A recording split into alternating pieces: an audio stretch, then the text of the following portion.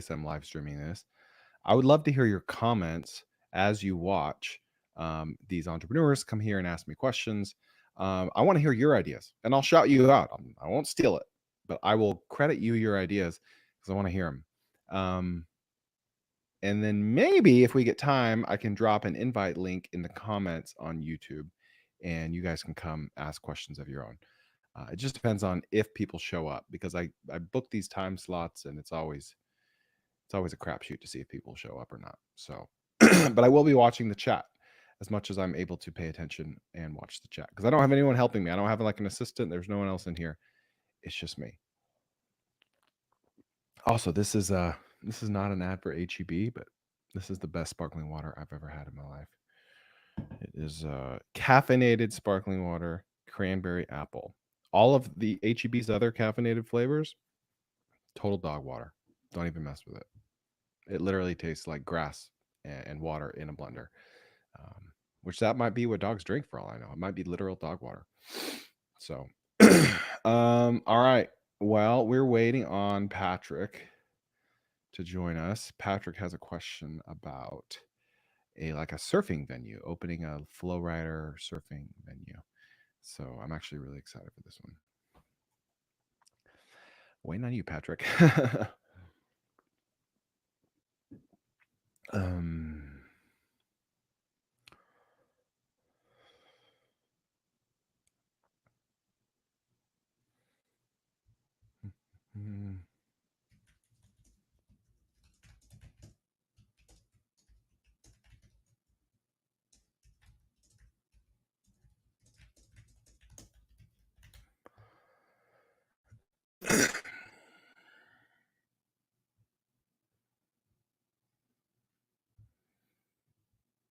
All right.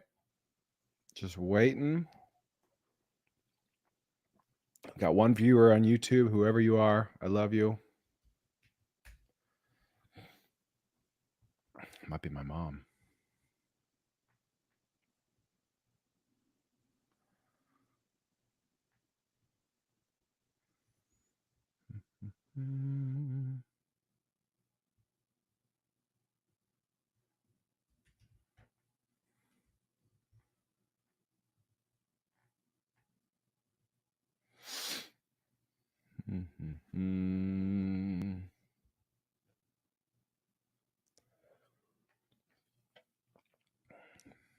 If Patrick knew how many people were watching right now, he would feel so bad about being late.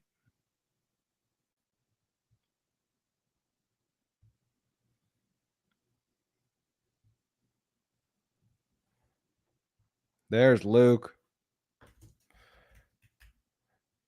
All right.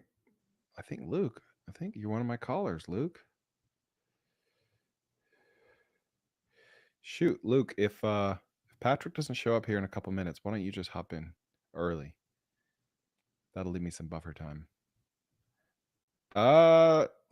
Patrick's not here, but Brett is here. So maybe I'll roll with Brett. Yep, let's roll with Brett. Sorry, Luke. Brett. How's it going? Good. How are you, man? Living the dream, man. Living the dream. Good. Welcome to the Koerner Office. It's a good looking whiteboard. Trying to set up the org chart, get things organized. You know how it goes. Nice. You need a much bigger whiteboard. I mean, that organization is just going to keep growing, man. Hopefully. That's the goal, man. Thanks for having me on today. Of course. Yeah. So let me summarize your question. You've got a junk removal business, right? Yes. We do junk removal and residential and commercial moving now. Oh, okay. So junk removal and moving. You're about to hit 7 figures in revenue. You got 150,000 people in your town, and you're just you're in kind of that messy middle, and you're trying to grow, right? Yep, exactly. We're in Bend, Oregon, if you know where that's at. Kind of a vacation. Yeah, beautiful. Beautiful it's changed area. A lot over the last 10 years, huh? Yeah, especially after COVID too, it just blew up. So that's been good, starting a business here, but we kind of want to test a bigger market and really see what we can do. Okay. Well, let's hear what you're struggling with. Do you mind sharing your business so I can pull up the website? Absolutely. So the business name is Live, L-I-V-E, Junkless, JUNKLESS.com. All right. So let's hear what you're struggling with. Yeah. So we started the business about 3 years ago.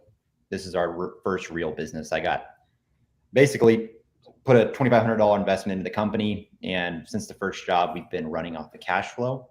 We're up to about 10 employees now, one office staff, and then we have a virtual assistant who helps organize kind of our back end metrics, all our financials.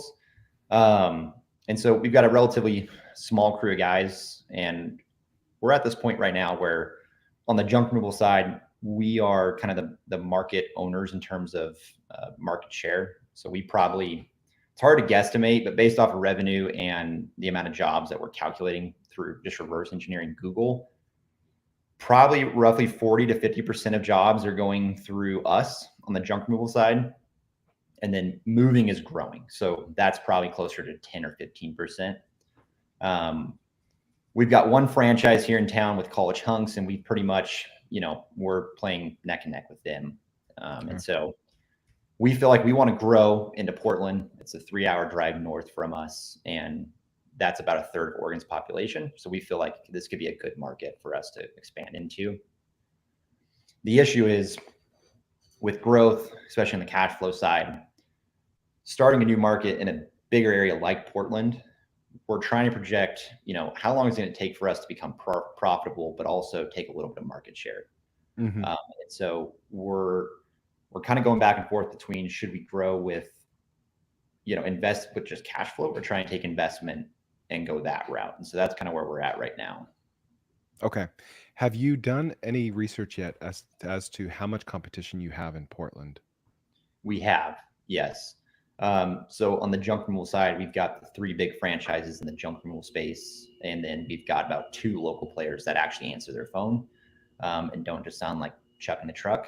So we've got about 5 competitors in the entire Portland metro, which is about an hour drive.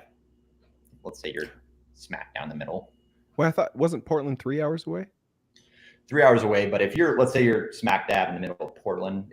Okay, gotcha. Drive around Gotcha. Portland like an hour. So 5 potential competitors. So you'd be the 6th. We'd be kind of the 6th. Yeah, big player, ideally. And Portland's like 8-10 times bigger than Bend? Yeah, I think it's about 10 times bigger now, maybe a little bit more. And how many competitors do you have in Bend? Just one? In junk removal, we've got about 7. And then in the moving side, about 3. So you have 7 competitors in Bend, but only 5 in Portland?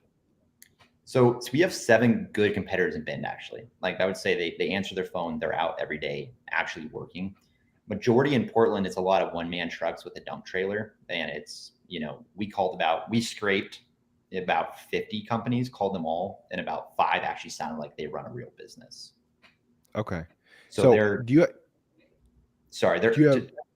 after the same competitor, the same customers we are, the ones that actually will spend for brand versus just like, I want the cheapest guy, basically, if that helps. Okay. And so 5 competitors in Portland that are legit, that would be direct competitors. You're not even counting Chuck in a truck as a competitor. No, because a lot of their customers are going to be the people that just want to pay the lowest amount. Yeah. And that's not who we're trying to go for. And so in Bend, you have 5 legitimate competitors or 7 legitimate competitors? 7 where we've called them, we know most of them, and they actually do a pretty good job. I would say there's 2 that are just about, they're organized, they have good pricing set up, and they know how to run a business. Okay.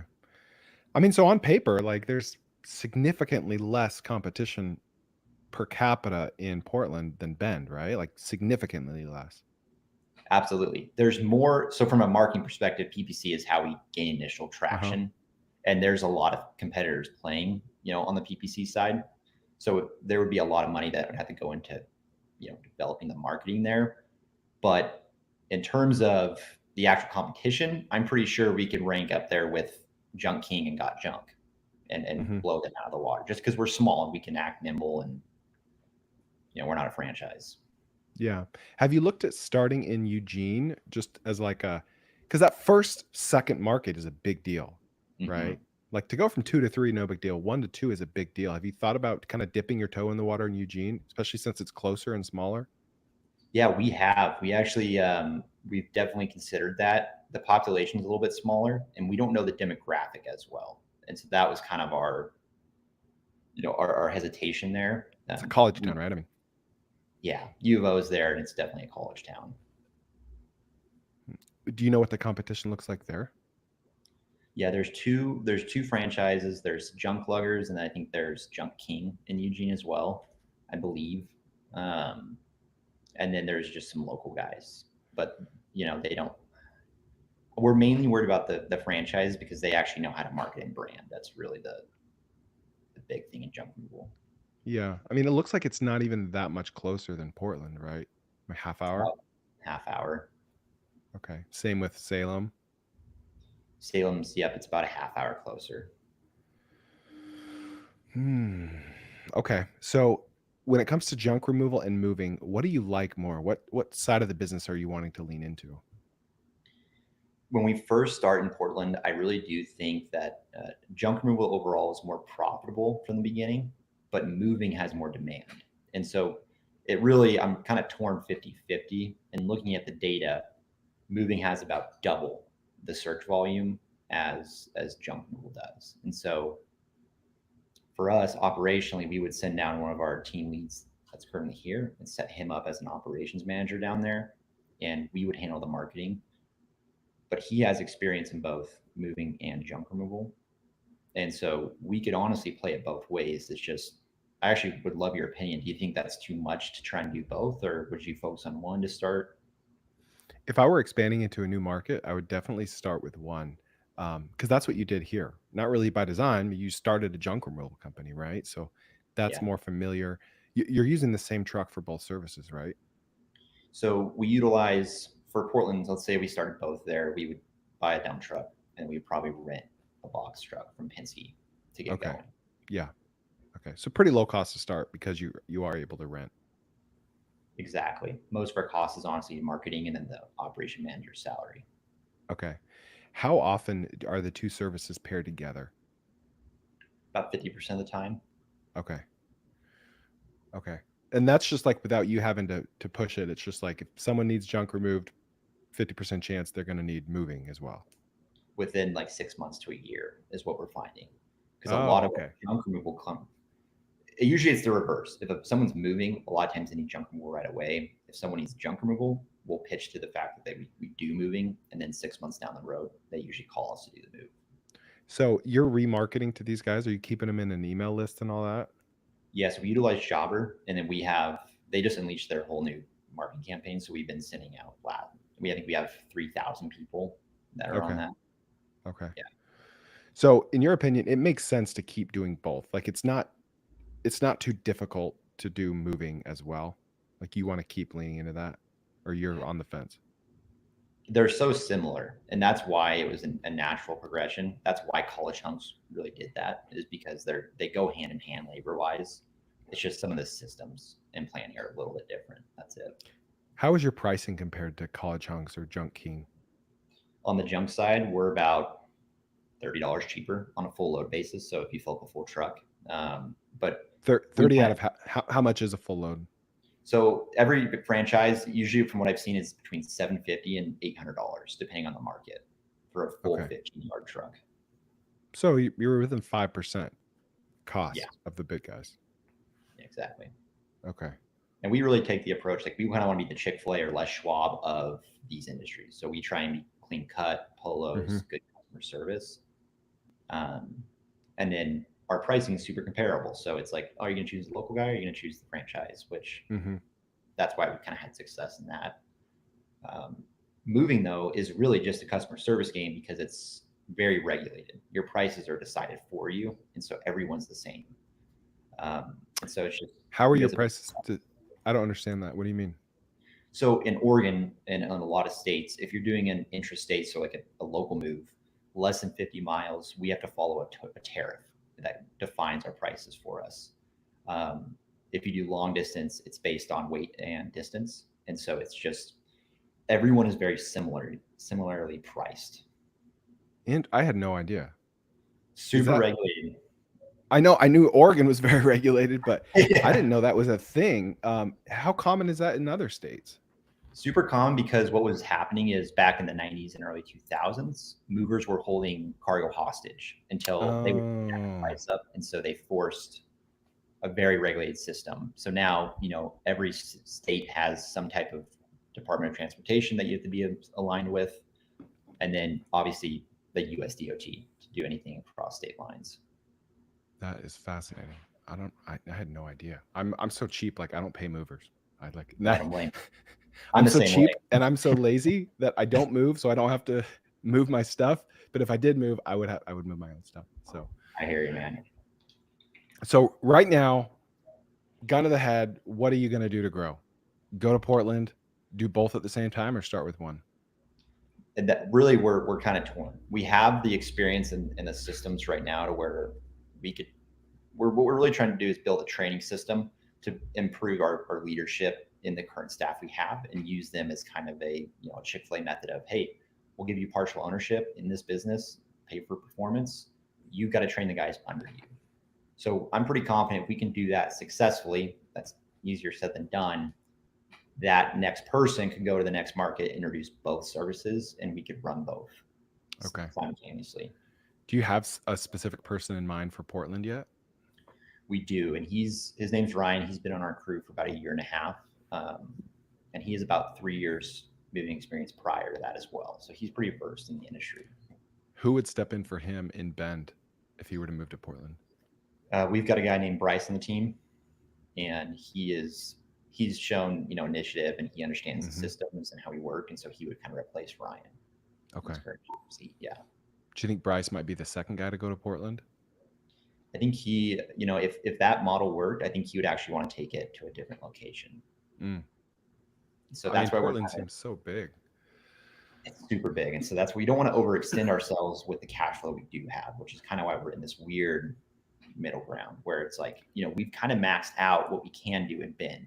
Yeah. And so it's the only other option unless we just want to stay content. Who wants to do that? Exactly. It's too boring. We got to progress. That's why we're on this earth. Yep. Have you already talked about territories? What was the first guy's name? Ryan. Ryan. Have you ever already talked about like a territory of Portland with Ryan? Yeah. So we've already had this conversation and he's very interested. We would focus really what we want to do is narrow down Portland into one small circle to start in. And that would be the west side of Portland. So kind of where Nike's based. So Beaverton, kind of the higher end suburbs of Portland is where we would start. Have you done more granular PPC research or competitive research based on territories within Portland? We have. So we've done keyword research and kind of what the average price is, and it's super comparable to Bend. So it's ranging between $15 to $100 for an actual conversion. Okay. It's expensive. It's competitive. Yeah. And if you were to use Ryan for this, would you start with one service or both? To be honest, my gut tells me to do both because I know I can create instant demand off of moving. But I know it makes it more complex. Junk is going to probably take longer because people vet junk companies more. They actually like look into them versus movers. They just need their stuff moved and they don't care as much. Yeah. Which I thought it'd be reversed, right? But it's not. So it's just this weird area I'm in right now. Yeah, I think you're really smart with thinking about the concept of momentum because that second location can make or break you. And even if it's more simple to launch with just junk removal, the lack of momentum could be a net negative for you, all else equal, because you've already cracked the complexity code on offering two services, right? Now the complexity you need to crack is going 3 hours away to a not just a bigger market, but a different market, like a different culture altogether, right? Like someone living in near the Nike headquarters, I would imagine, is completely different than someone living in Bend, Oregon, right? Yeah. Bend is like it's on an island. It's very unique. Yeah. Is there a part of Portland that is more like Bend than West Portland? Actually, West Portland's probably the most comparable because what happens is people visit Bend for corporate retreats. So through Intel or Nike or Tektronix, and they end up saying, hey, I love this place. As soon as I retire, have the option to, I'll move to Bend. And so the last 5 years, the demographic from Bend has kind of gone from dirtbag skier to more like, hey, I've got a lot of money and Bend is a vacation market. Let's move there. Yeah. And so what we like about Portland is it's more white collar, and folks don't have trucks. They don't have access to dump trailers or moving equipment. They don't want to do Mm-hmm. it themselves. And the demographic between Bend and Portland, like you can look at the moving data, everyone from Portland or Seattle or San Francisco is moving to Bend. And so it's super Yeah. similar in terms of the person. Okay. I don't know if that helps. Yeah, it does. And how long have you been open in Bend, and how long has Ryan been with you? So we're coming up on 3 years in July. So we started 2021, and then Ryan's been with us for a year and a half now. So about half the Okay. time. Okay. Man, it might make for really good content for me to just like turn your model on its head and just send you a different direction. But I think you're just like, I just want to confirm the path that you're already on. If I were you, I would like, you've been in business for 3 years. I would do exactly what you're planning on doing. I would go to West Portland. I would use Ryan. I would make sure that he knows what his territory is. I wouldn't promise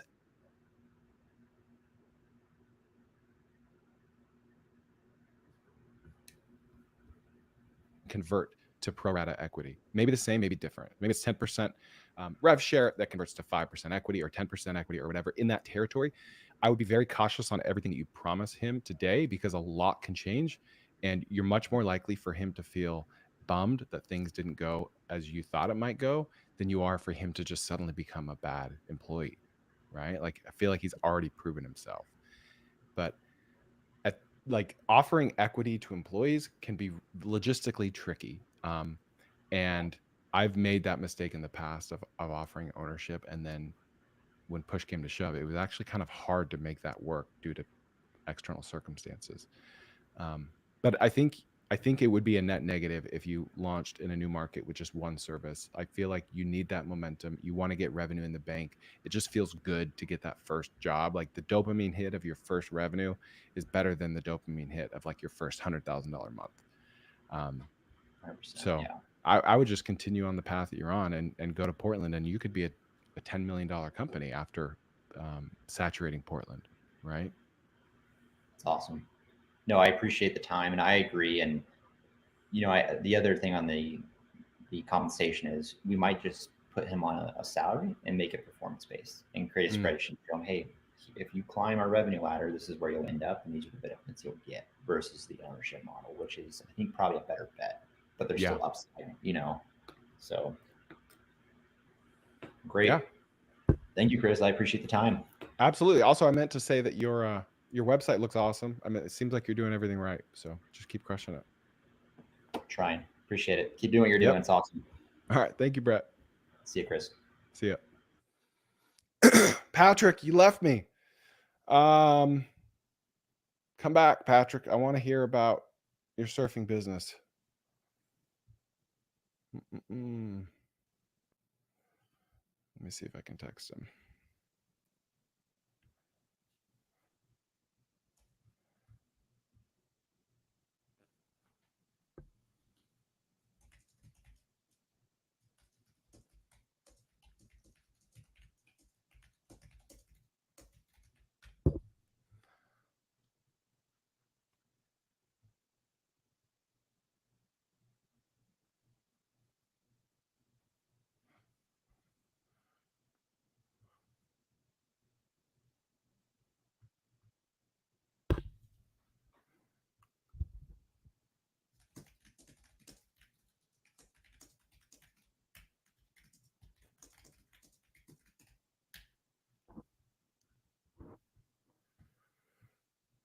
All right, we're waiting for our next caller.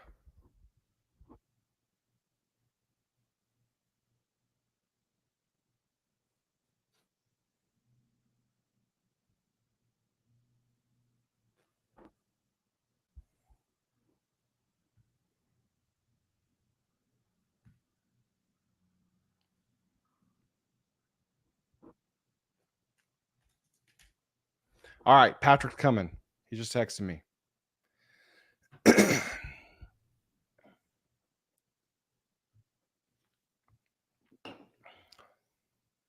If you're watching on YouTube right now, start thinking of some questions you might have. Maybe you can put like a teaser of the question in the chat, and then I can drop an invite link in the chat, and you can just hop on, and we'll bro down for a minute. Meanwhile, Patrick is about to join. We'll go from there.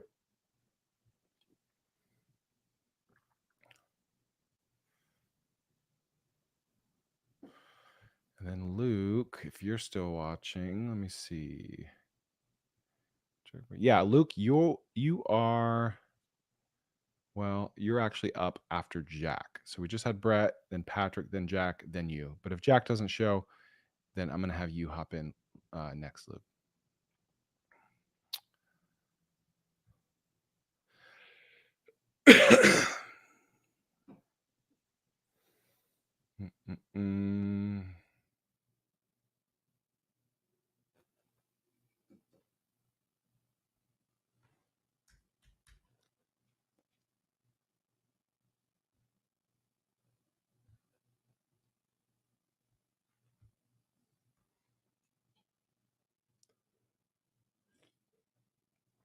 And Jack is supposed to show at 12:20, and he's actually 5 minutes late.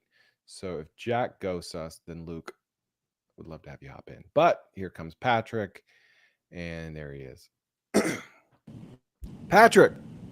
Chris, what's going on, man? What's up? Hey, those are good looking teeth. You must have a good dentist. Oh, man. Thank you. Thank you. Thanks for taking the time to hop on the phone today. Of course. Yeah, I'm really excited about this one. I love unique, sexy businesses, and this seems like it's one of them. So let's hear what you like. Where are you in this process? And yeah, sorry for the issues with my connection there. I am unfortunately driving right now. I'm parked while we're recording, but that might be the issue on the connection. So I'd heard your podcast asking for questions, ideas, if you had any, and I thought this might be the type of business that you'd be interested in. Last summer was exposed to Flow Rider for the first time. You might have been on a cruise and seen one of these, but best way I could describe it for the listeners is a surf simulator. It's a ton of fun for kids through adults, and got back and thought, man, I would love to take my kids to something like this. We live in Texas, 100 degrees in the summer, even swimming outside is hot. And so started thinking, what could it look like to create an indoor Flow Rider venue where you give people the opportunity to come and ride one of these machines. You have some food, beverage options, birthday parties. Those kind of what I started thinking about, and am interested in starting a business that will serve my community and help families make memories, have a good time. And so I have done some research talking to a manufacturer of this machine and got some pricing on that. And now I'm trying to figure out, is this even a good idea? Is it crazy? Is this something that people would show up to in a way that would allow me to have a sustainable business? Do you need to have some sort of additional offering besides just the Flow Rider to go with it? The model I was looking at is a 2-lane Flow Rider, so could probably have about 20 people, 10 each side, going for hour sessions at a time. And so, sorry, that was a lot. Happy to answer any clarifying questions. Feel like I was all over the place there, but I'd say early stages of this, if I could be convinced of the numbers, I'd be ready to move forward quickly, and just kind of hard to do validation on an idea like this when you don't really have many competitors to see if this is something people are interested in. Yeah. So where in Texas are you?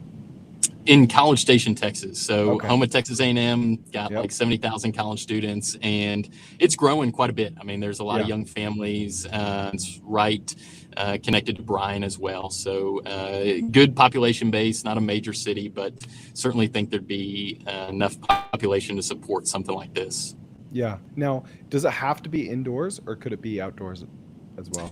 It could be outdoors. The only reason I was thinking indoors could make sense is in the summertime, even sitting outside. If I'm a dad going to take my wife and I have 4 kids, something like this, if it's 100 degrees and 2 o'clock in the afternoon, even if there's shade at the the venue, it would, I think, be not the most enjoyable experience if you weren't on the flow rider machine. Then as well, if it was indoors, something I think you could do year round and have people, even when the weather's not great, still use the machine. But it could certainly be done outside. Does it have to be like built into the structure, or is it kind of more like a bounce house and you can place it somewhere? Well, so as I started researching it, they've got an option that is like a mobile version that is the same material as an inflatable bounce house. It's got the similar powerful jets to where it looks like the experience would be pretty similar. You wouldn't have the ability to do the 2-lane option on that, so you'd have fewer customers that could go at one time, but and I haven't been on one of those personally, but from what I understand, it's a pretty similar setup to the ones that are installed, in the ground. Okay. So it's feasible to think that you could rent a space, not have to build like a custom built space, rent a space, put one of these in there and have the business that way? Yes. Yeah. So, I mean, if it was, hey, I could, rent a space, there's a big mall parking lot right off the highway that is empty. Could you, rent that and put a mobile little concession stand, snack shack, and put some shade up and run this during the summer? I certainly think that would be feasible, could be a possibility. And I just was unsure of, what sort of traction in a place that gets to 102, 103 during the day you might get at 3 in the afternoon. Yeah. Now, how does it work with the manufacturer? Do they sell it to you? Do you lease it? Is it a franchise? How does that work? And how much do they cost? So I initially had reached out to Flowrider directly, and those are super expensive to the point where I was like, that doesn't really make sense, but have sourced some things from China in the past, and so started reaching out to some suppliers in China and could get one of the inflatable ones for about $150,000. So it was more reasonable than I had expected, and I'd have to have my lawyer check to make sure there's not some sort of issue patent-wise with Flowrider. The supplier said no, it's no issue, but have not done any of that legal due diligence yet. And what does it cost if you were to buy this one for 150 grand? How much can you make like per hour maximum if there was a line? That's a good question. I'm a big fan of not doing public math, but what I've seen is people will try and sell something like this for an hour. So say maybe sell a hour-long slot, and you might have 10 to 15 kids that you allow to. That way the line's not too long. You're waiting 45 minutes before you can go cycle through the line quickly. Yeah, I think that you could charge $20-25 per hour slot. So I think it'd be if you had 10, 15 kids, pretty reasonable to think you can make $250, $300 an hour in terms of revenue just from those ride tickets. And if you did that 10 hours a day in the summer, could you do $2,500 to $3,000 in a day? I certainly think if the weather was nice and you were able to get the word out, it's something that, I've got 4 kids. I'd take my kids up to do something like this. Yeah. So if it had 2 lanes and it was $20, then like each kid, what does it take? 5 minutes per ride? Oh no, it's much shorter than that. I mean, most people are wiping out pretty quickly. But they get a few. They get a few tries, don't they? Yeah. So you'd be able to go through. They estimate that you can go through a couple hundred rides an hour. So if you had 10 people and you were able to have 200 rides over that hour, each kid going 20 times, something like that.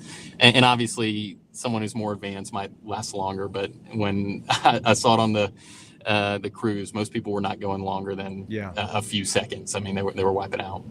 Yeah, I went on a cruise on one of those and I was not good, and it was embarrassing. Okay. Yeah, especially whenever you then have the kids who are making it look easy, and it's like, my pride and ego hurts there a little bit. So if you've got 2 lanes, let's just be conservative. Let's say you can put 15 people on it per hour, 2 lanes, so 30 kids per per hour for a 2-lane machine, $20 per ride. That's what, 600 bucks an hour. Is that Yep. reasonable? I think it'd be reasonable to, I mean, I think that math checks out. Would you always be at 100% utilization? Right. Probably not. And I think it would vary, you know, on the weekends, summertime. I think it could be reasonable to hit those sorts of numbers. But again, that's where I struggle in terms of projecting this out. It's not like there's someone doing this down the road that I can go and just see, hey, how many customers are they getting? But even if it was 50% utilization, could you get $300 an hour? I certainly think 50% in the summertime would be reasonable. Have you ever looked for one of these for sale, like on Facebook Marketplace or eBay, a used one specifically? So when I talked to FlowRider, they had some used ones for sale, but they were still going to be several $100,000. So I think getting something from China would be cheaper, assuming that the quality is what the videos show. And I mean, there's resorts throughout Asia who have these similar types of machines that were not manufactured by FlowRider, but from some of the suppliers there in China. And so, I mean, maybe is there a scenario where if it failed, could just go and sell it and make my money back, or minimize the loss? I think it's probably a niche buyer, but I've not checked Facebook Marketplace for them. All right, I've got a bunch of ideas. So I just actually this morning I interviewed the owner of Dig World, which is like a kids amusement park for heavy machinery. That isn't going to go live for a couple weeks, but it was super interesting because he placed Dig World right outside of like one of the most popular shopping malls in Houston. And so he had baked in demand, and it's basically it's a 3-acre lot, grassy lot right next to the parking lot.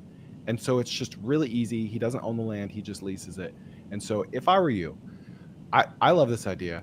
I would find as many Chinese manufacturers or suppliers of this as possible. And maybe there's only 5. And I would ask all of them to talk to 3 to 5 of their previous customers. And they might be someone in like Saudi Arabia. They might not be American, but try to get them on the phone and say like, all right, what do I need to know? And pay them for their time. What are the expectations here? What's a good day? What's a bad day? What do you charge? How many people can you get through per hour? What type of location do you have these things at? And try to get an idea of how much money he's actually making from that exact machine that you would be buying as well. And then I would even see if you can put these outside of a mall or inside of a mall. I think water is the hardest part, but did you see my tweet about the like the inflatable bull riding business? Yeah. That was awesome. I look at this very similarly. And you know, all the commenters like, what about insurance? What about it? Like, you just buy it. Like, people insure bull riding places. That's why there are bull riding places. I look at this very similarly. A lot more expensive, but potentially higher upside. Because if you can make, let's say, full capacity, 10-hour day, you might never have a day like this, $6,000. Then let's be conservative and say that an average day is $2,000. That means you pay off the thing, not including labor costs, you pay off the thing in 75 days. And maybe you're only open on the weekends. Well, that's less than a year. You include the labor cost, maybe it's 2 years. It's pretty good ROI. You could even start calling up malls today and say, hey, would you ever allow something like this, either outside or inside?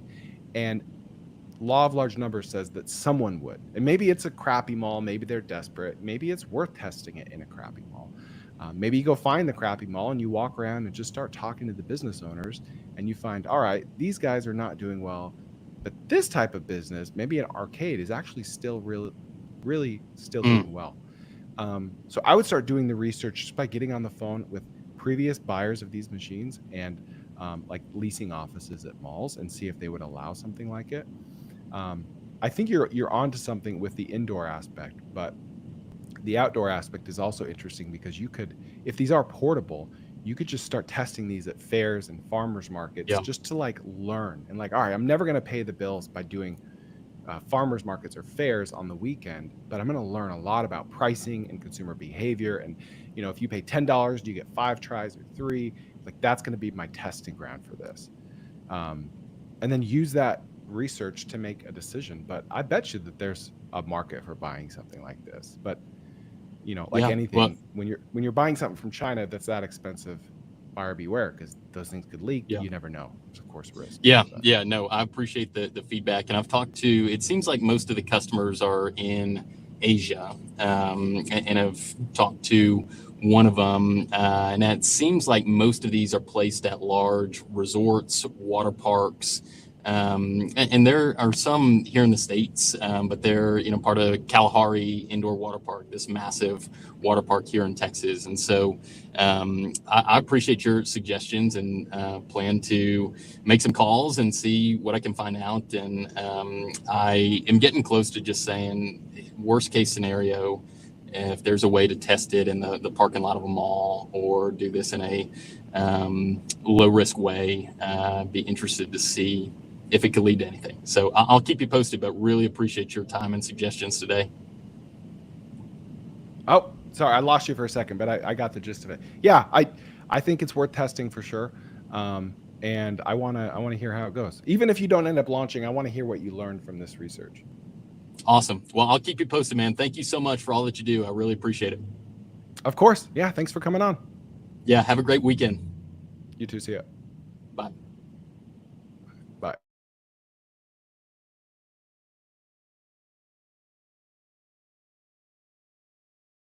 Nat, if you can hear me, you are after Luke.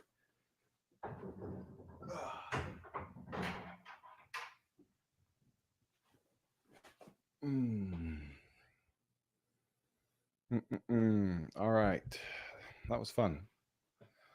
I hope he ends up launching that.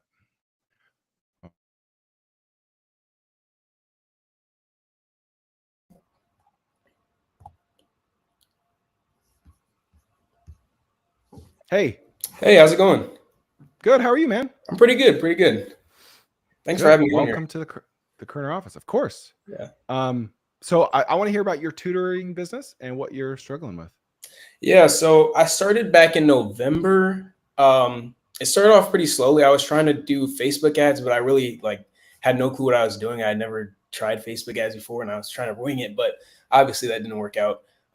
So I moved into actually going into Facebook groups, so like mom and dad groups, school districts, and I was just sort of saying, hey, I'm a college kid and I'm looking to tutor online, and if anyone's interested, and so that sort of message, and it worked. So real quick, you are doing this virtually, so geography is not a concern, right? Yeah, no, not a concern. Yeah.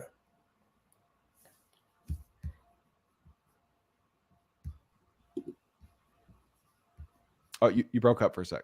Oh, yeah, I'm here. Yeah. So you're doing all this yourself, or you have employees? I'm doing it all myself right now. Yeah. Okay. All right. So you started joining Facebook groups, and how did that go? It went okay. I was able to get a lot of responses and people saying, yeah, I need tutoring. And they were responding, and I get a lot of direct messages, people that were interested in it. But the conversions on that were really low. But one thing I did notice is that when I was able to get people on an introduction call, I was always able to get at least one session with them. And so that worked really well, but yeah. So your close rate is high from your sales calls, basically. Yeah, exactly. Do you have any idea of the exact percentage close rate or an approximate? In terms of the amount that I got on the intro calls? Yeah, how many people did you convert based on how many intro calls you had? So I probably had maybe 8 intro calls, and I think 7 out of the 8 I was able to at least do some people I was able to get as consistent customers for months at a time, but others it was one, and then they didn't schedule another one after that. But yeah. So of the 7, how many would you say ended up being recurring versus a one-off? About 4 of them I tutored them for probably about 2 months. Because Okay. I started back in November, so obviously the school year ended, and I'm not really doing it right now, but I'm trying to prepare for the next year. And then how much are you charging? And then how often are your lessons? So like how much revenue does a 2-month long customer represent to you? So a 2-month customer, so I would do about 1 to 2 sessions a week. And they would be 30-minute sessions, and I would charge $24.99 for those half-hour sessions. And so I would probably make roughly 125, 150 every month. And so, yeah.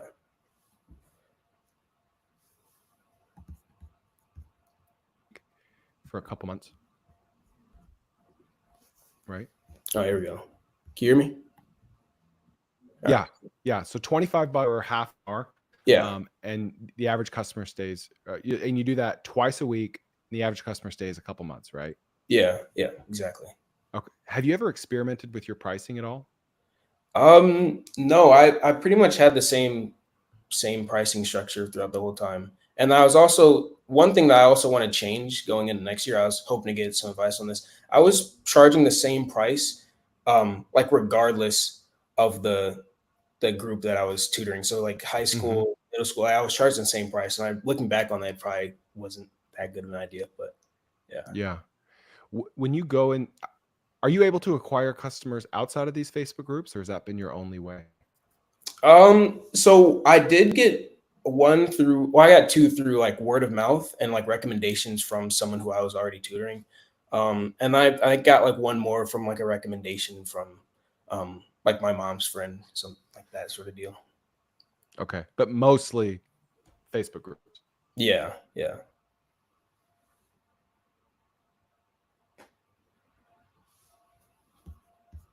Recall.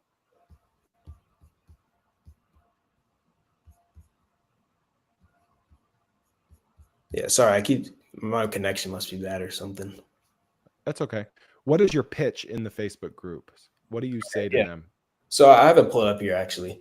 So it says, "Hello, parents. I'm a first-year student at WashU, and I'm a virtual tutor. If your child could use some help in algebra, geometry, or any K through 12 math concepts, feel free to send me a message. I have availability every day of the week, and I'd love to help." So that was the message I would send out to the groups, and yeah. That same message every time. Have you played around with it at all? Well, I would say like, "Hello, parents of insert town," but that was pretty much the most I would do with that. And so are you in Seattle then? No, I'm in St. Louis. Oh, okay. And it's Washington University? Yeah, Washington University in St. Louis. Yeah. Oh, okay. Not University of Washington. Yeah, not University of Washington. Okay. Yeah. And are you posting in Facebook groups that are geographically nearby or no? I did. Yeah, I did post in a lot that were nearby. I sort of started in this area, and then I kind of just went everywhere. You can probably look up a random school district Facebook group. You probably see my posts in there. But yeah. Yeah. Okay. Now, what was the call to action at the end again? Or are you asking them to DM you? Yeah, I said, feel free to send me a message. I have availability every day of the week, and I'd love to help. Okay. And do people ever comment? Yeah. I get a lot of comments from people just asking questions like, how much does it cost? Like I said, online. Well, some people would ask that even though it said online, but just people inquiring about like what subjects I was doing and that sort of thing. So the first thing I would do, I think you're doing a lot of stuff right. I like that even though you're virtual, you're posting nearby because they have that affinity to you. I like that you're saying you're a college student because people want to support that. I think the fact that you're closing 90% of your calls means that you could be charging a lot more, and you might be able to make twice as much for doing the same amount of work. Right. I imagine these calls don't take that long. They probably just want to like 10 minutes. Yeah. Yeah. They just want to make sure you're a real person, that you sound and seem nice. Right. I would have your call to action be more incentivizing for them to comment, because Facebook loves comments. Now I know people are commenting, but if you just call to action them to comment instead of DM you, it will tell the Facebook group's algorithm that whatever you're saying is more interesting than average. Right. And it will because like I own Facebook groups, and I'll post something really interesting, and Facebook will only show it to 5% of the group members. Right. But as people start commenting, they will naturally start showing it to more and more. Oh, okay, gotcha. I didn't know that's how that worked. Yeah. They'll say, "Oh, this is interesting. More people might want to see this." Gotcha. So try to incentivize comments. Definitely raise your prices. I would basically also put some sort of sense of urgency in there where it's like, hey, like I just had a cancellation. I've got a couple slots I still need to fill. Right. They usually go pretty fast, as opposed to saying like, I've got all the time in the world. It's like, Right. how good is he if he has all the time in the world? Yeah. You know, Yeah. That makes sense. Yeah. definitely. Like I have 2 slots left, and it's like, oh, I gotta do something. You know, Right. Yeah. Or I would also take, I think, what subjects are you tutoring for specifically? So it's mainly math. So I'll do like algebra, geometry, like pre-calculus, that sort of deal. Okay, so a couple more ideas. Are you listed on any marketplaces? Because I know there are some marketplaces that match tutors with parents. Are you on any of them? Yeah, I was on one called tutors.com where you can Okay. pretty much pay for leads, and like you'll pay like a $20 flat fee or whatever, and then they'll have someone message you that's looking for a tutor. That's cool. Okay. Yeah. So I would definitely recommend look for other niche tutoring marketplaces. Do you have an Upwork account? No, I don't. I would definitely make an Upwork account, because Okay. you can, you'll pay Upwork $5 to acquire a customer, but then you can pull them off Upwork so you don't have to pay any fees and have them as a Right. recurring customer. Yeah. That's how I found my son a tutor. I just thought to go to Upwork. Yeah. Most people don't do that, but I think there is a self-selection in there where people that are like posting to Upwork are like more white collar, maybe more able to pay you more per hour. Right. Yeah. I would also go to all those marketplaces, all those platforms for tutors, and try to reverse engineer them by seeing, like, you click the drop down, like subjects. What do they have listed first? Because I guarantee you, whatever they're listing first is the most popular. I Right. feel like algebra is one of the most sought after subjects. And then in your Facebook post, you can take that data and lead with that. Okay. The subjects that are the most, maybe not math, but more granular, like geometry, algebra, or whatever it is. Algebra 1, algebra 2. Right. Or go into other Facebook groups for parents and start searching for words like algebra, math, geometry, and like find Facebook groups for parents that aren't local but have like hundreds of thousands of people, just because you're going to use those to try to get data, and just search for specific terms, language arts, math, science, and see which ones are appearing the most often. Same with Nextdoor. Same strategy on Nextdoor. What are parents asking for the most? And then in the comments of those posts, what are people complaining about, and what are their pain points? What are their biggest pain points? And then lead with those in your local Facebook groups that might only have 5,000 people in them. Right. Okay. Gotcha. Yeah. That makes a lot of sense. Yeah. Yeah, I think you're on the right track with Facebook groups, like, because there are unlimited amounts of those, and it doesn't. You could do it all over the world, right? Exactly. So once you hone in that process and know, all right, if I'm in a red state, I'm going to post about this. If I'm in a blue state, I'm going to, like, you're going to learn.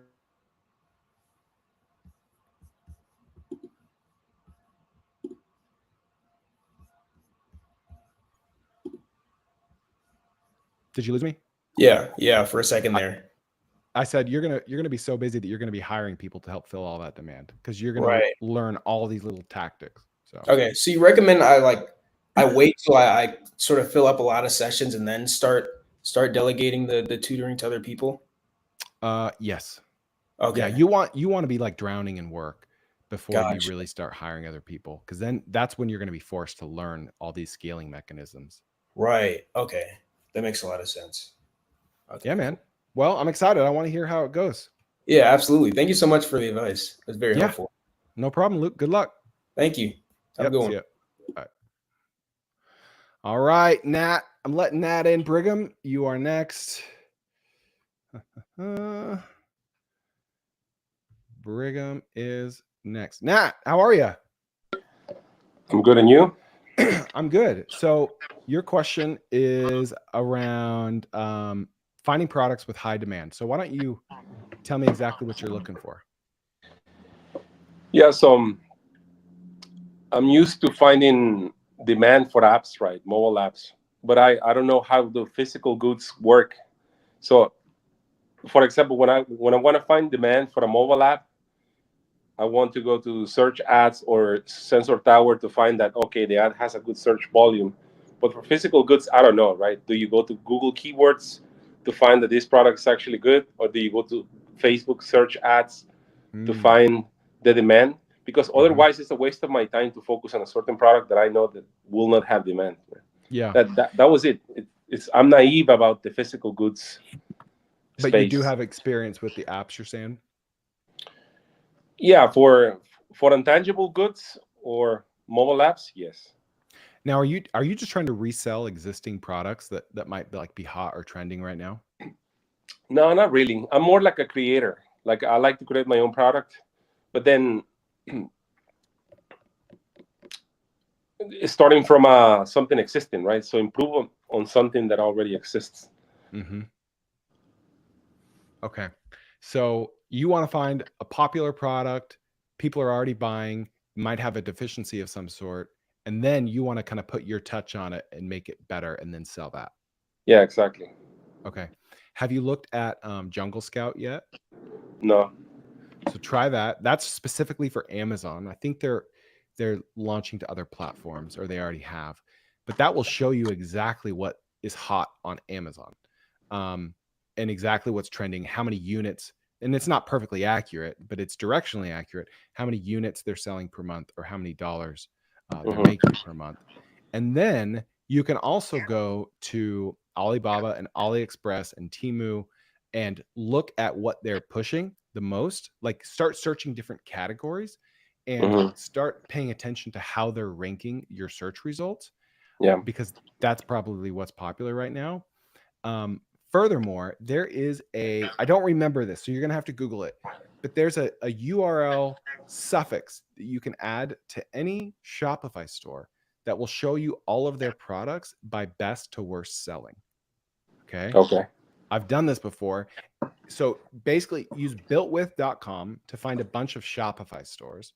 And then you're going to take a spreadsheet, put all of their URLs, and then use the concatenate function to attach the same URL suffix to all of these different Shopify store URLs.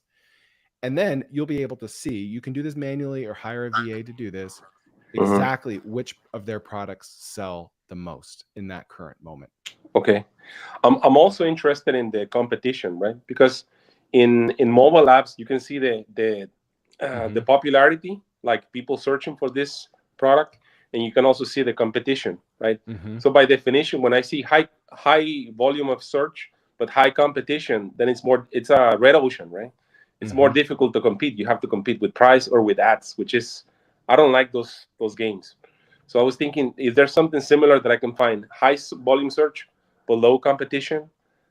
Like maybe Shopify for the high volume, they have a lot of stores that are pursuing the same customers, right?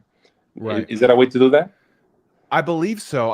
I know there are tools out there that do that. Nothing is coming to mind offhand, but there's a tool called, I think, Gummy Search, which does that for Reddit.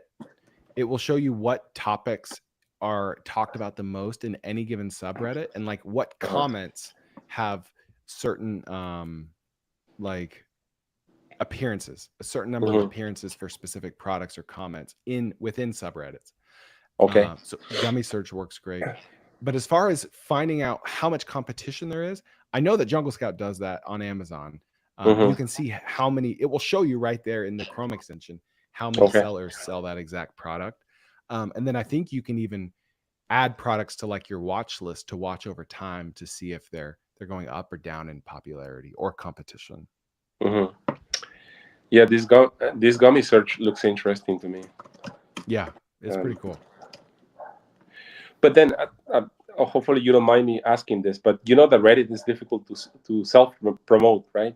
So how do you use this Gummy Search? You find where the demand is, and then, but then, is there a way to self-promote on Reddit that you found? Oh, yeah. So I wrote a newsletter on this like 4 or 5 months ago. So if you go to newsletter.chrisjkoerner.com, there's one specifically about how to go viral on Reddit. There is a way to do it. It's very replicable. You just have to kind of tell your story and show people what you're building in a very informative way, with a good hook and a good title. And then once it starts taking off, then you can edit the post to add a link directly to your product or service. But if you put the link in there in the beginning, then it will never take off because it's too obviously promotional. Do you put the link in the first the first time that you write the post, or at the end No. you edit the post after you? No links at all. Like in the beginning, it just looks very value Yeah. add. And then at the end, you're like, edit. Oh, wow, this is taking off. Thank you so much. For anyone asking, because a lot of times the comments will be asking, like, what's your product? I see. And so then you can even comment directly on those commenters with your link as well. Okay. So at the end of the engagement, after you have certain posts or people commenting, then you add a couple the link. hours. Yeah. Because Reddit will show you exactly how many people are viewing and reading your post in any given moment. And you'll see it start to accelerate. And so if it never accelerates, then there's never a point to add the link. But as it's like, all right, 100 views an hour, 1,000 views an hour, 5,000 views an hour. And also you want to go in the subreddits and sort by top posts, by month, by day, all time. And you want to make your post a lot like that one, right? Like if it's braggadocious, or if it's humble, or if it's telling a story, like it's different based on the subreddit, but just try to recreate what posts have already been viral in that subreddit with whatever you're doing. Yeah, use the formula. Yeah. Yep. Do you, if you go viral with a certain Reddit post, do you copy paste for other subreddits?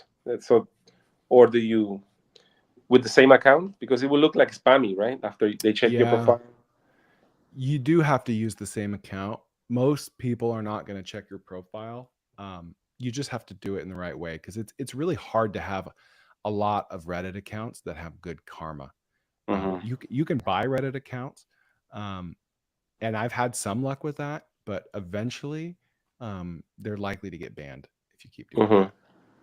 Hey, and that reminds, I have 10 minutes, right? So yeah, that reminds me that the Google SEO algorithm changed, right?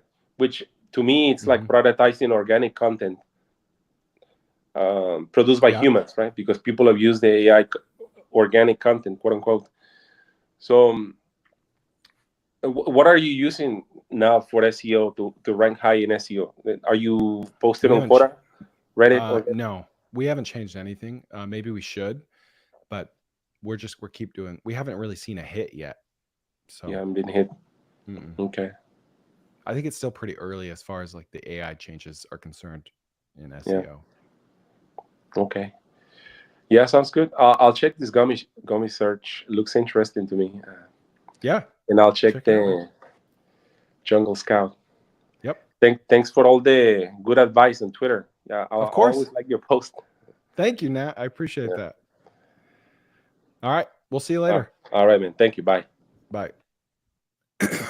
All right, Brigham. Chris, can you hear me? Yeah. How you doing? Hey, can you hear me all right? I can. Can you hear me?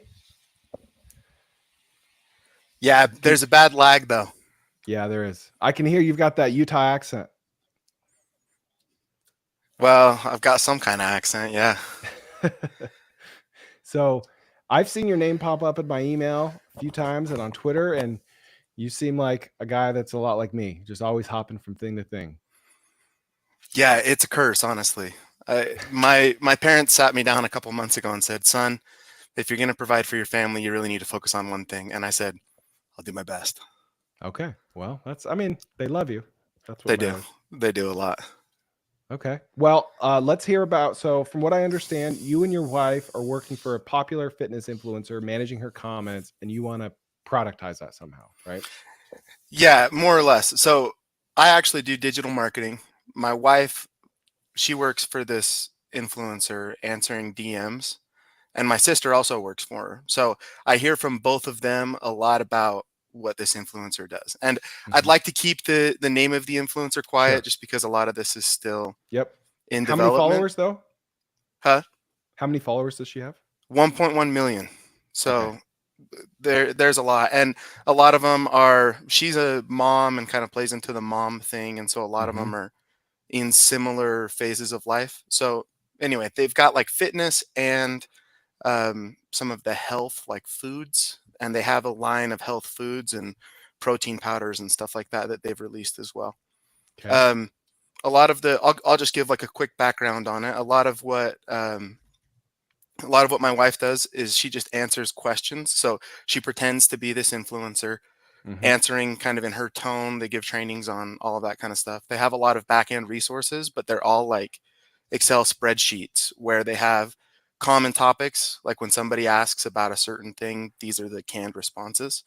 Yep. And it's pretty unsophisticated on the back end.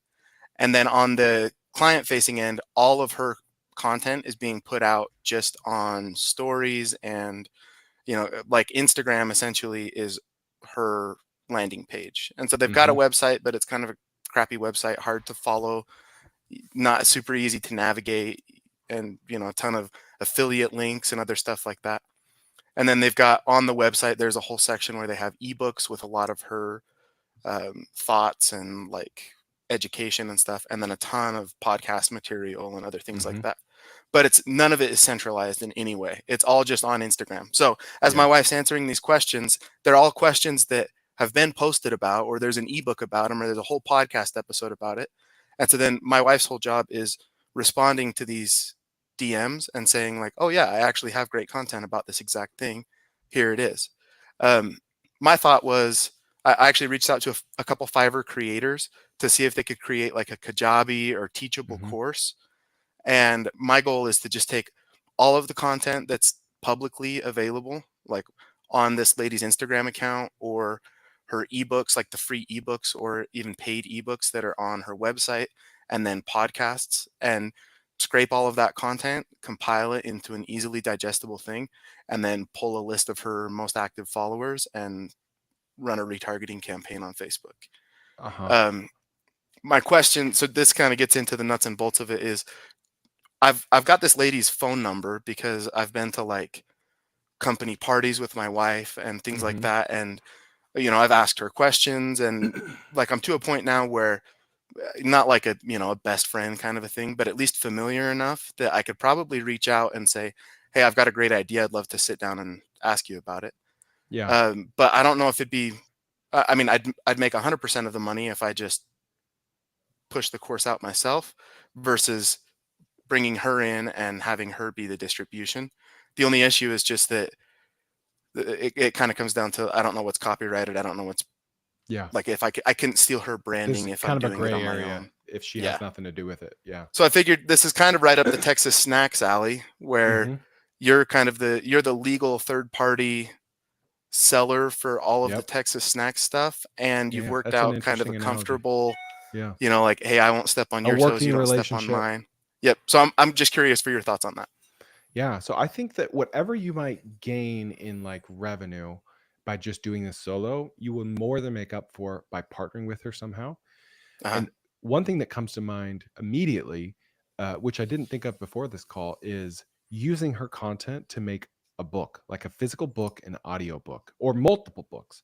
I'm pretty close friends with a guy that he has like reverse engineered the Amazon algorithm to get like reviews and to get Amazon to promote you and to get like certain Facebook groups for readers and writers to promote you, and Goodreads and audiobooks. And like he wrote 20 to 25 books, him and his wife.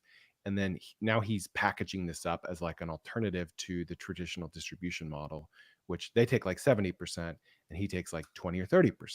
Right. And so I think there's a world where you could take all of our content, use AI to organize it, and then use a human, like a human of a similar demographic that speaks this language. Maybe like a mom that's really good at writing, right? That is kind of in this mom Instagram world. You could use them to take like the outline that AI gave you and actually write a physical book, or use AI to tell you like, all right, what are 5 really popular books, a whole series of books that I could write about all of these topics that this one person is always talking about. It's actually surprising how much physical books and audiobooks can make, and the shelf life on these is years or decades, right? And if you were to do that, it doesn't have to compete with a more expensive course. It could just go side by side, right? Some people would rather read a physical book or an audiobook or have an ebook. The physical book could be top of funnel for something more expensive.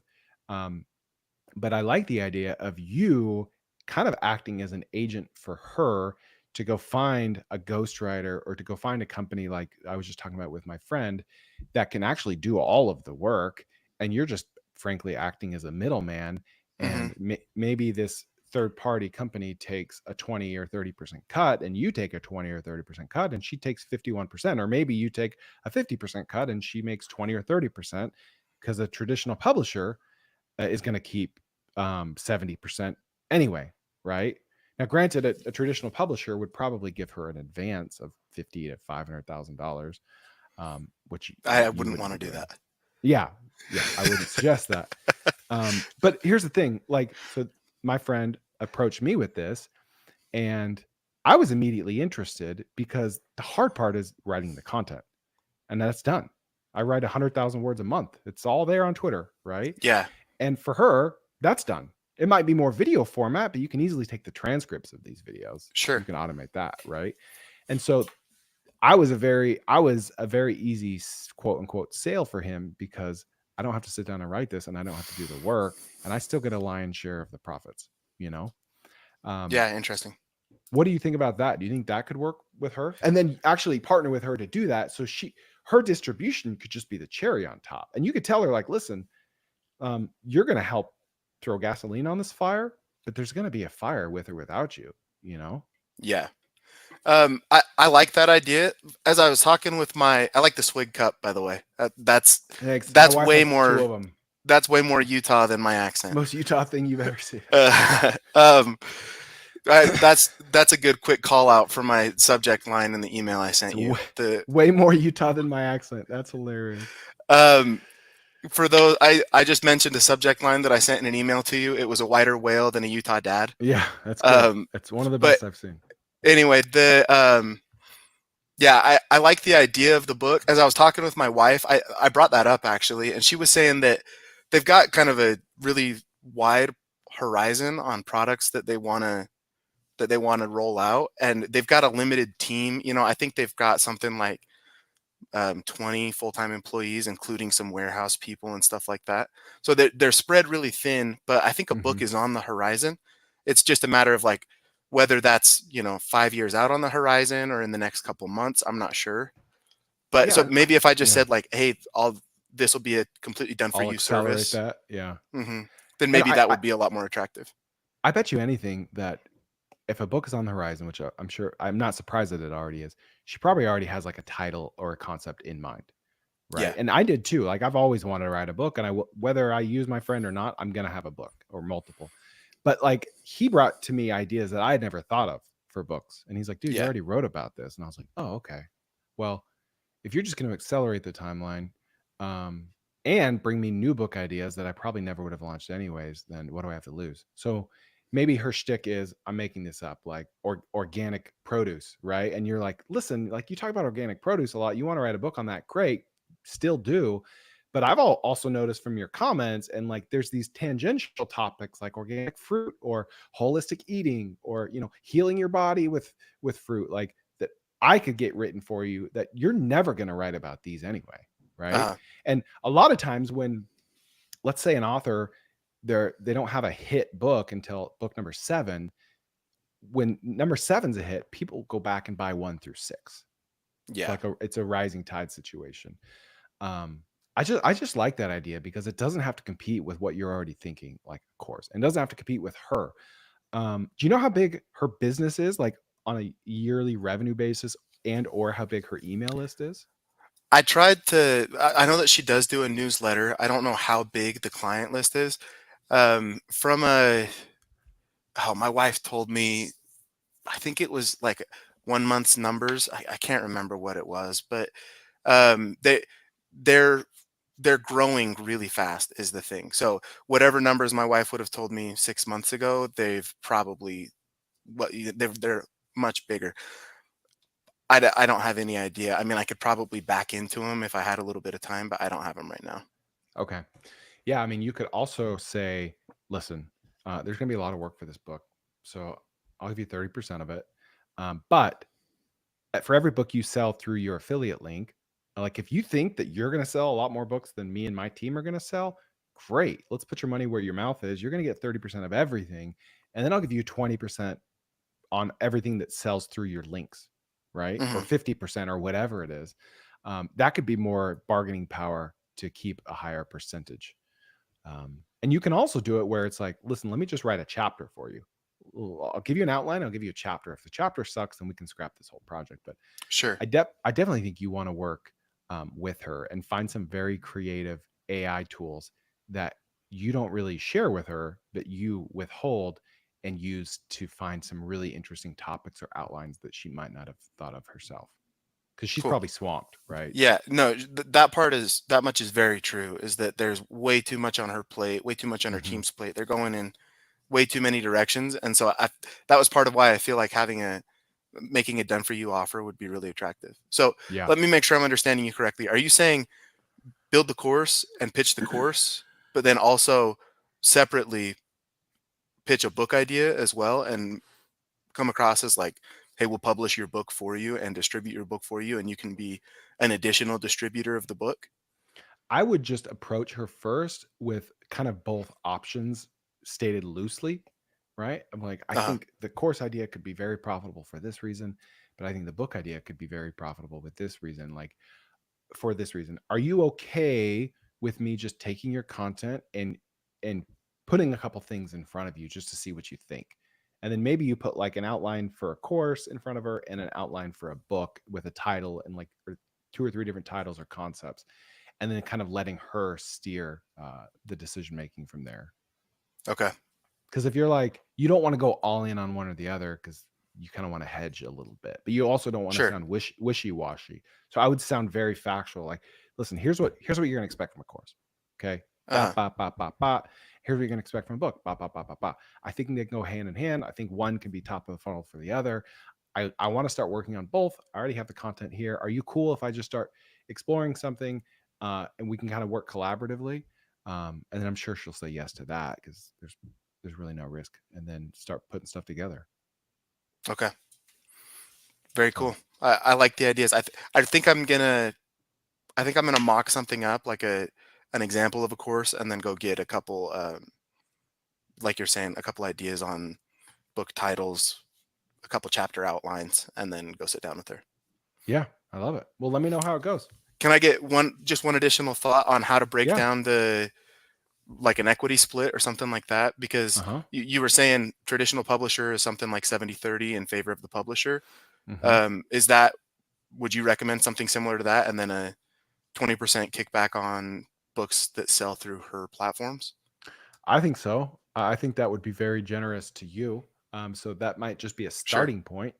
But if you were to shake out at 50-50, I think that's still pretty good to you. Okay. And then what about on the course side of things? Similar setup? I think so. Yeah, I Okay. would say just for the sake of simplicity, I would keep them the same. Okay. Cool. Yeah. All right. I'll go do it, and I'll send you an email and let you know how it goes. I love it, man. Thanks a lot. Okay. Thank you, Chris. Yep. See ya. See ya.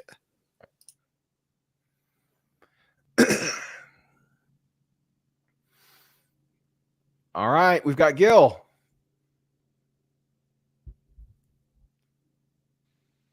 Hey, Hey, how are you, Gil? can you hear me?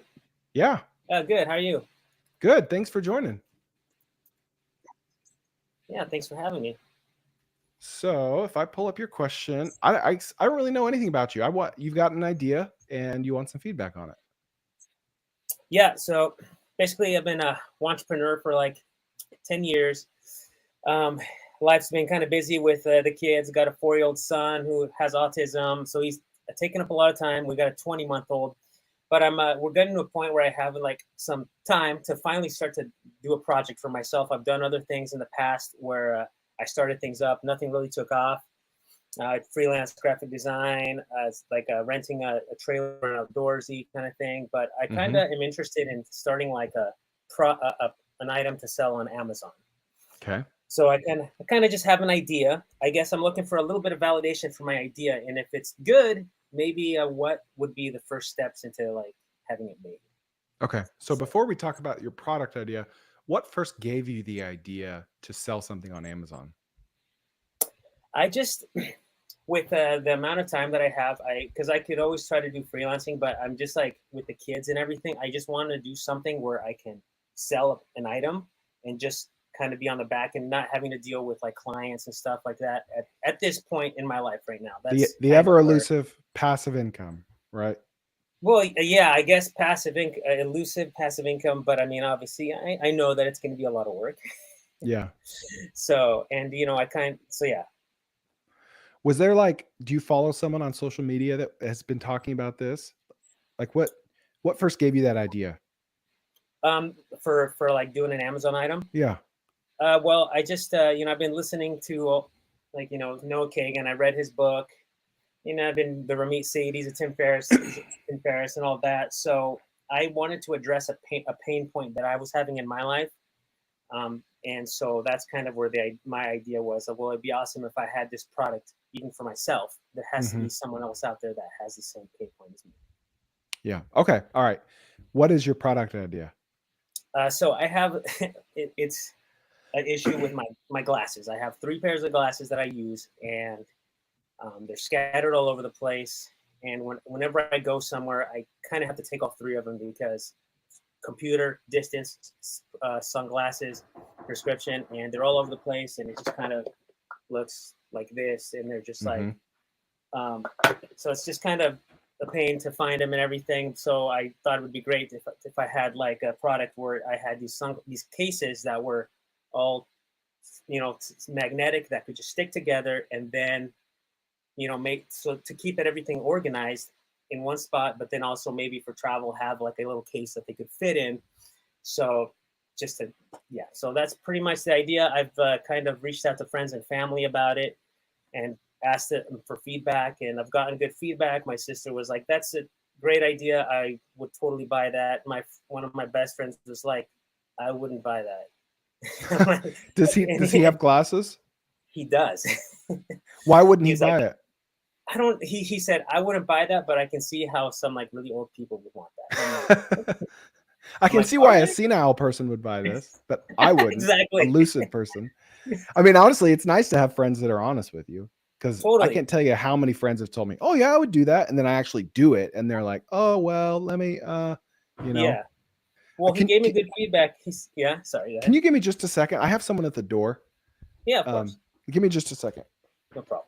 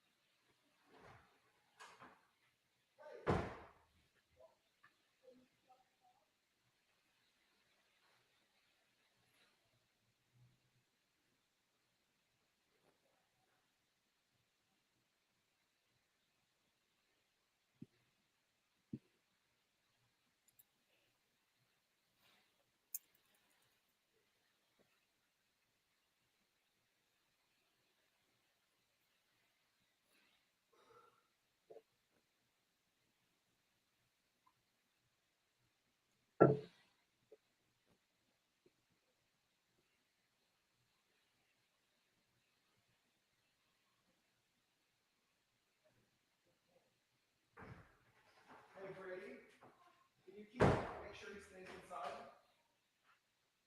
All right, coming back. All right, you there, Gil? Yes, sir. All right. Sorry, I just had a lawnmower delivered. I wanted to make sure that I got the lawnmower. All right. So your friend, you had some say I would buy it, and one said I wouldn't. How many people have you talked to specifically? I think it was like I reached out to all my family, so probably like almost 10 people. Okay. And what percentage would buy it?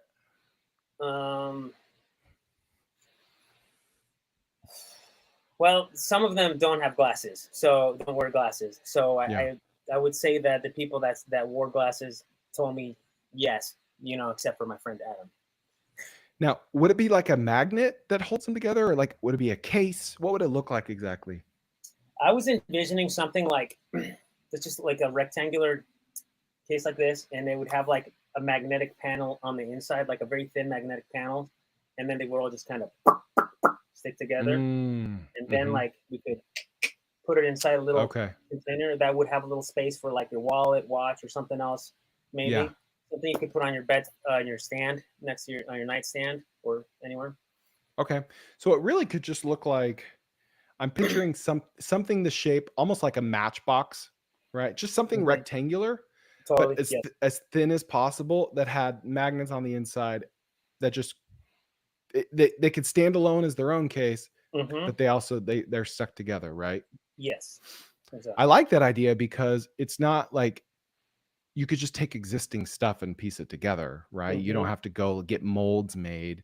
Um, I like it for that reason. I mean, you could even make that in your living room just with magnets and boxes. Yeah, right? and I was thinking I would start with like just taking some cardboard, some cartons, and just like cutting it all up and just kind of just to get the visual of what it looks like.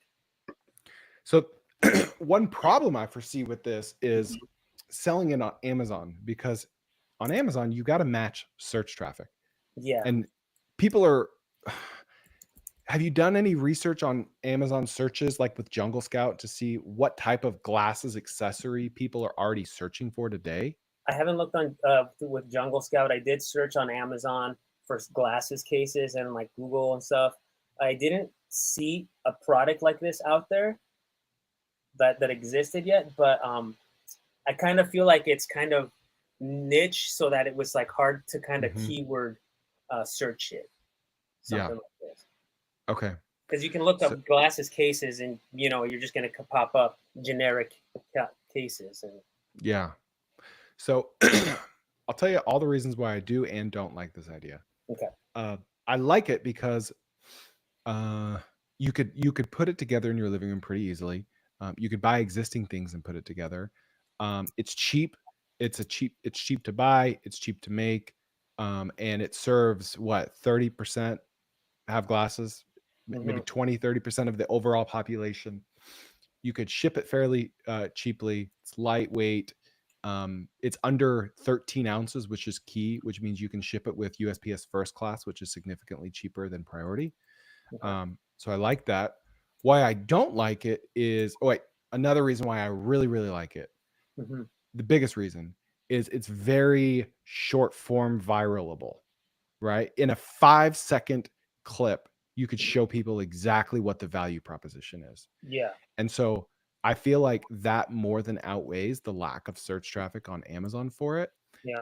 If you get this in the right hands on Instagram and TikTok, it could go massively viral.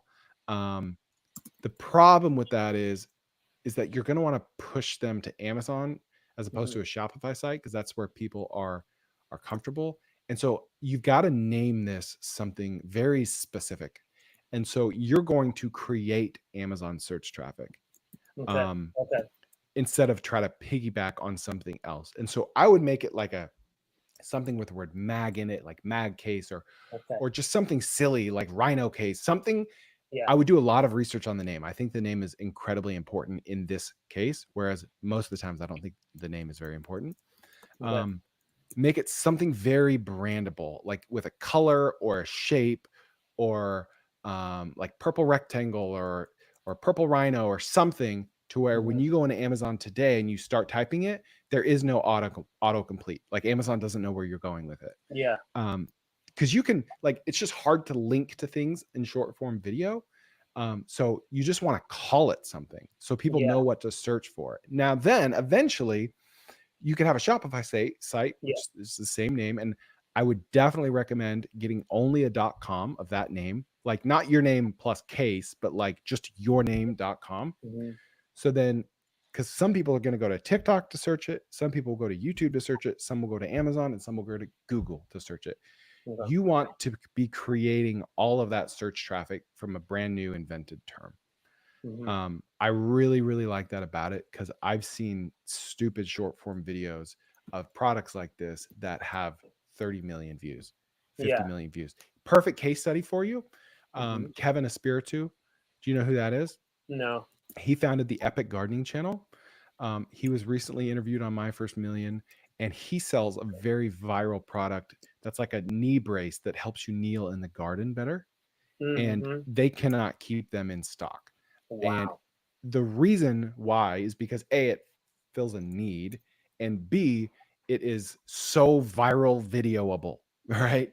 It is just so easily, it so easily portrays the value proposition in 5 seconds or less, even 3 seconds. His video is just like someone kneeling in the garden with a brace around it. And it's like, I Yeah. get it immediately. I need it. I want it. It's springtime. I'm gardening, product Yeah. market fit, product audience fit, viral video fit, all of the above. Mhm. So I really like the idea for that reason.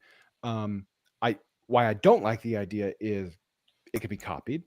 Okay. Yes. So someone could see your viral video and then just start piggybacking. And I think if you're first, you will stay first, but Yeah. they're just going to start chipping away at your market share. Yeah.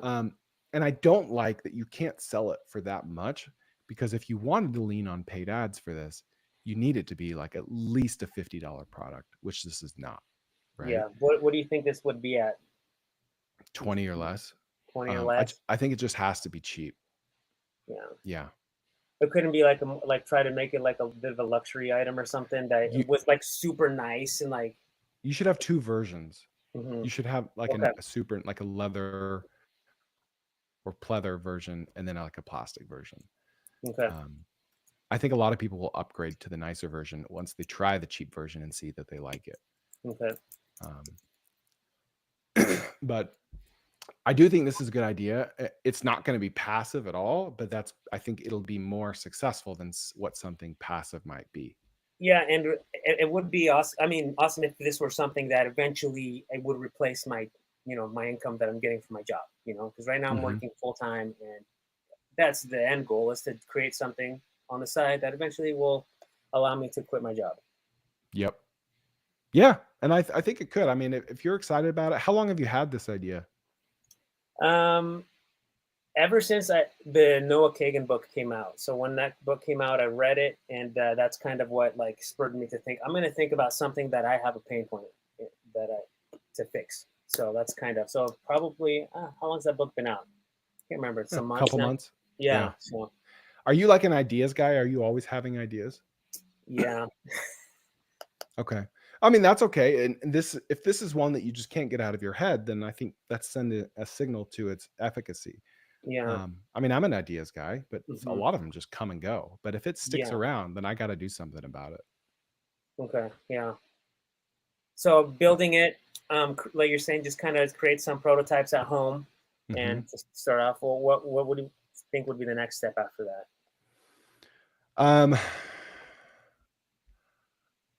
I would try to make like 100 in your living room. Okay. And try to sell those to friends and family in Facebook groups or whatever. Start doing a lot more market research in Facebook groups for people that might buy this, and on Reddit, and just learning either by posting and asking or just reading old comments, what they would like this to look like. And then I would make 100. I would sell them to friends and family and ask for all the feedback in the world, make changes. Maybe they're going to want round corners or something, make changes based on that.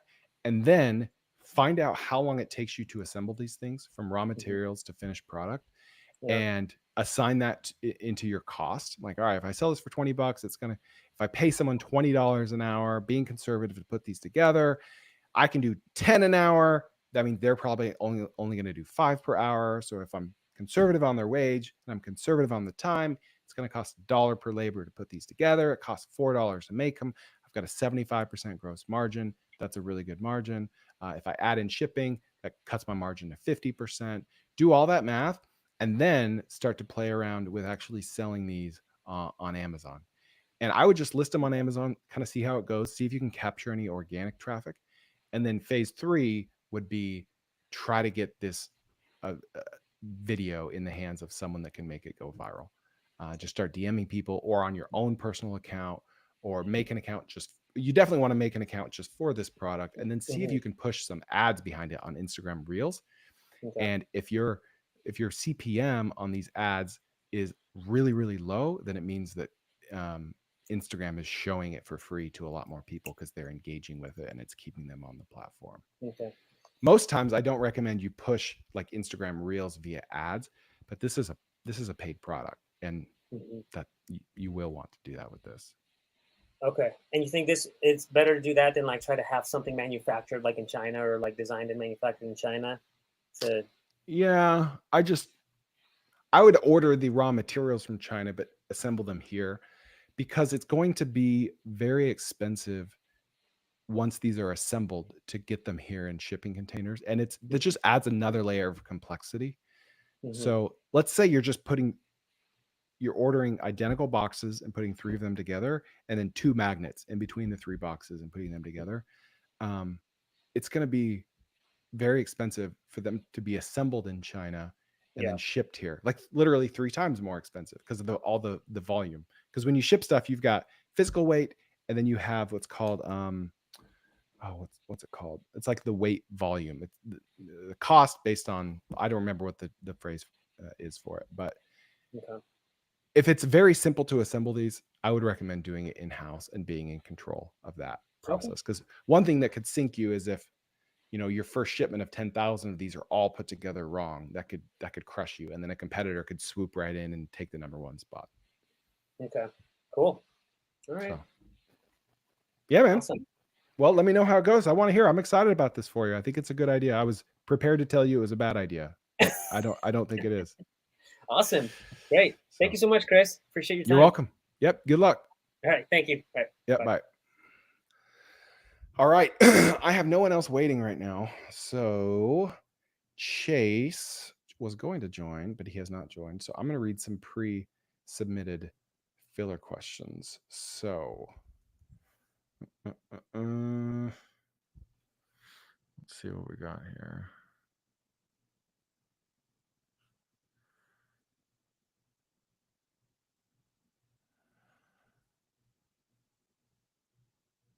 So we've got a couple people on YouTube that are interested to ask a question. So I'm going to do something I've never done and see if I can post this link in YouTube. And Joss or Cindy, maybe you want to join and we can see how that goes. Am I going to do another video on pet cremation or retail meat? Retail meat. Okay, like quarter cows. I'm sure I will at some point, but I don't have it on like the immediate timeline. Yeah, let's see if we get some people to join here.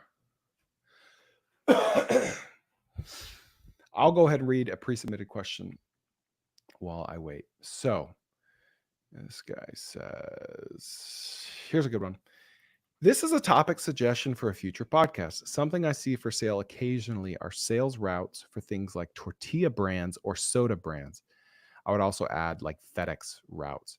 The numbers are always throw around, always seem too good to be true, but at the very least, I figured it would be cool to get your take on them. Loving the podcast, so keep it up. So I know exactly what you're talking about. You go to Biz Buy Sell and you say, all right, I want $200,000 per year profit businesses with the lowest multiple. Oh, this is a Mission Tortilla route in Northeast Texas that nets $200,000 a year, and they're selling it for $400,000 a year.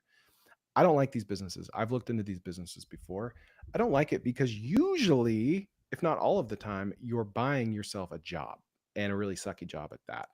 Usually to make those numbers work, you either have to do it yourself or you have to hire a driver at $75,000 a year, which comes with all kinds of complexities.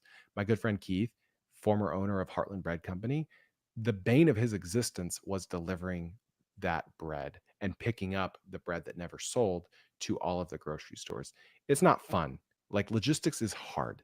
And so if someone's selling a business that's in logistics at an attractive multiple, I would stay far away from it, especially since there are thousands of other industries with attractive multiples that you could buy into that have much less headache. So, yeah. Let's go to another question here.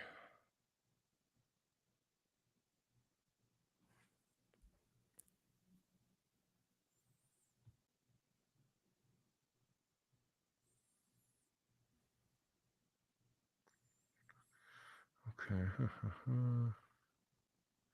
All right. This person says, I'm very interested in AI and the potential you see with it. Is there any practical use case or idea you have about starting a business related to AI, whether it be an AI agency, implementation into existing service businesses, teaching people AI, automation integration with Zapier/Make? In essence, if you were forced to make money / start a business related around AI, what would you do? specifically if you have limited capital, a lot of free time, but the ability to learn no-code software and technical things. Thanks. Great question. Here's what I would do. I would help business owners and individuals make LLMs, language learning models, specifically from their email accounts. There's a big hole in the market, and I think eventually it's going to get filled with Google or OpenAI. But right now, these big companies are very afraid to tie AI to our inboxes because of the privacy concerns around that. But there are a dozen ways to throw something together. And so anytime I see an industry that's emerging where people are finding creative hacks and workarounds to put something together, that's usually a really big opportunity. And so I think there's a world where you could approach people like me that has an inbox which with lots of data in it. For instance, I raise money for RV parks, and in one of my inboxes, Chris at cofounders.com, that's the only one I use to email with potential investors or current investors. And they ask all of the same questions, 15 to 20 questions. How does bonus depreciation work? What's the minimum investment size? I would love for someone that could go into my inbox, export all those emails. And I've done this myself. It's grind. It is possible, but it takes a long time. And then it takes a long time to learn how to interact with that on a regular basis. Anyway, someone that could take all of my emails and segregate out the ones that are only with investors. And I don't want a chat bot. I want basically a repository of answers. Where I could just plug in answers anytime a potential investor asks that question. I think there's a world where you can do that as a service, primarily to businesses that have employees that are all kind of asked the same types of questions. Chatbots have been around, they are around, but this is different. You need kind of like you can make FAQs out of your inbox or something like that. But I also really like the idea of automation agencies charging $2,000 to $3,000 a month to basically be that person that company calls on anytime they need an automation made. Maybe the automation doesn't use AI at all. Maybe it does. So for Texas Snacks, I built this thing that will automatically email customers the day that their package arrives. And then when they email them, it'll even include a tidbit about the city that they live in, so it does not look AI generated. And it has really increased our repeat order rate because people feel like they're creating a one-on-one relationship with the brand. Whereas usually when brands send emails, it's full color, splashy, it looks very professional, but it's not personal at all. And I think email is moving away from that. So to answer your question, I see two things: help craft LLMs from AI and make the data in those LLMs very accessible, and just automation agencies that may use AI and may not, because most small to medium-sized companies have automation needs, but they can't afford or they can't even justify hiring someone that costs $6,000 to $10,000 a month. They'd much rather pay you $2,000 a month, maybe $4,000 the first month, and then $1,500 ongoing to fix things as they break, because they will break.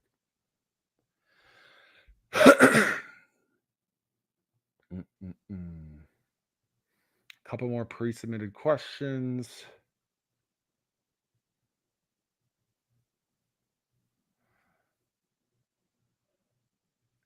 Chase, if you're watching this, we missed you today. I was excited about your question. I hope you feel guilty right now. Just kidding.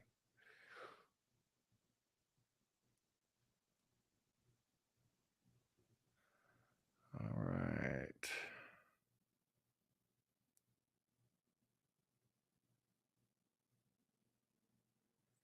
All right. I love this question. I'm 24, W-2 finance job. Eventually want to start a business of some sort. I'm married with a baby on the way in the fall, which does limit my risk tolerance. However, I'm not afraid to take smart risks. I'm looking to build something in off hours from work. A business that's promoted often is Amazon FBA or retail arbitrage. I haven't heard you speak on this in the past and was curious your take. Could this be viable for making a 5-figure income on the side that could give me leverage to jump into something else? Or does the capped ceiling make it less attractive option compared to other alternatives? Would love to hear your thoughts. But also, if there are any go-to steps you would take if you were in my position of looking to start in entrepreneurship. So, all right, I have many thoughts on this. He's asking if he can use retail arbitrage or Amazon FBA or whatever to make money on the side. So the previous caller just asked me about this, but he's doing something different. He wants to develop a real physical product that's unique, that he sells on Amazon. And if you remember, I suggested that he assemble this in his house, import the raw materials from China, and basically own the whole vertical, except the logistics and the third party side of logistics, which he's going to give to Amazon. But the Shopify side, he will manage himself. I owned a third party logistics company, and even I would not suggest to most companies that they outsource that, with rare exception. I don't like the idea of people using FBA or arbitrage in most instances to try to make money. I think this market is very crowded, because of the fact that there are so many other 24-year-olds that tried this, tasted some success. Maybe they made a $2,000 profit in a month. And then they went to Instagram and they saw a guy talking about how he makes $200,000 a month. And he thought, I bet there's a lot more money in teaching people how to do this than there is in me doing this myself, because, man, this is actually kind of a grind. This is, e-commerce is hard. Like, e-commerce is not passive. It is very hard. And you're competing with everyone in the world. And so there is more money in teaching people how to do Amazon FBA than there is in starting Amazon FBA. Now, if you're a big company already doing it, great. Or if you want to invest a lot of time and money into research and development, importing stuff from China, that's one thing. But if you're just trying to make a side income, I don't recommend Amazon FBA. Okay. Because you're going to be competing with everyone else that is buying a course from that 23-year-old shirtless dude that posts pictures of himself with other people's Lamborghinis. Okay. I would definitely recommend starting something that you learn about on the internet from someone who is not incentivized to sell you that thing. For instance, I'm always tweeting about home service businesses, about gutter cleaning, about seamless gutters, about lawn care, about pressure washing. And I'm not trying to sell you a course on how to start a pressure washing business. I'm going to show you in a 1,500 word tweet how to do it yourself. And if you do it, great. If you don't, great. I'm not incentivized if you do that or not. Okay. So find people that are putting out good content, encouraging you to start businesses that are not monetarily incentivized to get you to start that business. And that's probably going to be a good business. But that content is hard to find. Mostly it's on Twitter. Actually, there's a lot on YouTube, because people on YouTube are incentivized by YouTube to get more views, so YouTube can pay them. Most of them are not selling courses directly. So I do see really high quality how to start a business content on YouTube. But generally speaking, there is a direct correlation between how kind of ugly a business is and how much profit you can make from it. Whereas there is also direct correlation between how sexy and passive a business looks and how much money you're likely to lose on it, because of the fact that people are simply incentivized to make riches look very easy as the hook, so they can sell you a course. And then once you bought the course, they don't care what happens to you. They don't care if you win or lose. So those are my thoughts on that.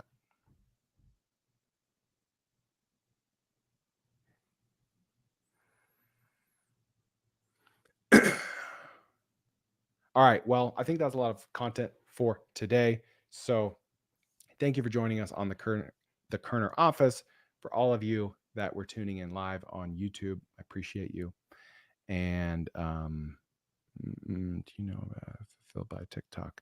Someone on YouTube is asking, do I know about Fulfilled by TikTok? I really don't, honestly. I'd love to be able to spat off some facts there. I do think that the e-commerce days in TikTok are very young, very early, and there's still a lot of room to make money there. Whereas Amazon is like, it's tired at this point. So anyway, thank you to all that were live streaming, and we will see you next time.